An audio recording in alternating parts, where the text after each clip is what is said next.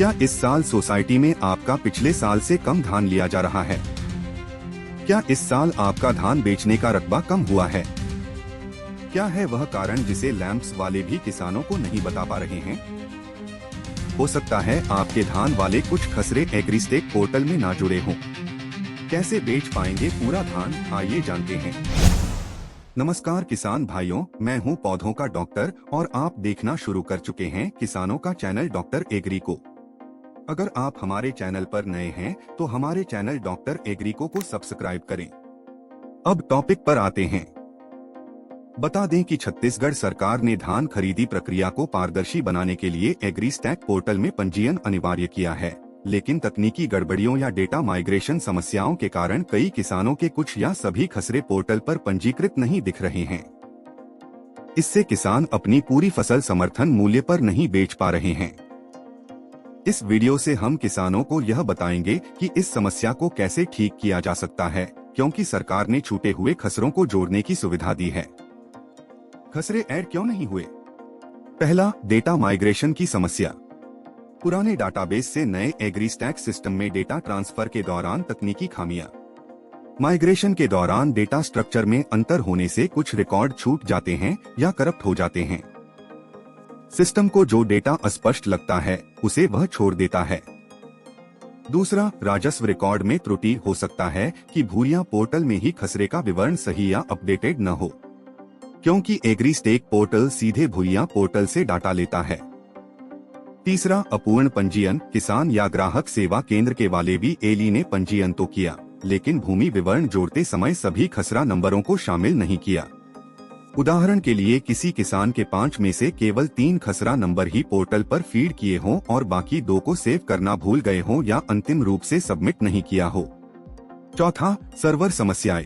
पंजीयन की अंतिम तिथि के दौरान भारी लोड के कारण कई बार प्रक्रिया पूरी नहीं हो पाती। जब लाखों किसान एक ही समय में पोर्टल का उपयोग करने का प्रयास करते हैं तो सर्वर पर भारी लोड पड़ता है।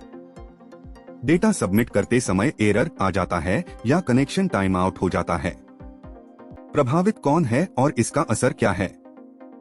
वे सभी किसान जिन्होंने एक से अधिक खसरा में धान बोया है, लेकिन लैंप्स में धान बेचने के लिए कुछ खसरों का पंजीयन नहीं दिख रहा है। वे सभी किसान अपने छूटे खसरों के रकबे का धान समर्थन मूल्य पर नहीं बेच पा रहे हैं। खसरे जोड़ने की प्रक्रिया। सरकार ने किसानों को राहत देते हुए कहा है कि जिनके खसरे पोर्टल आईडी में लिंक नहीं है, वे 2 तरीके से खसरा जोड़ सकते हैं। पहला, किसान खुद ऑनलाइन जोड़े। किसान भाई एग्रीस्टेक पोर्टल या cgfr.agristack.gov.in पर अपने आधार नंबर और पासवर्ड या OTP से लॉगिन करके अपडेट माई इन्फॉर्मेशन में क्लिक करके खसरा जोड़ सकते हैं।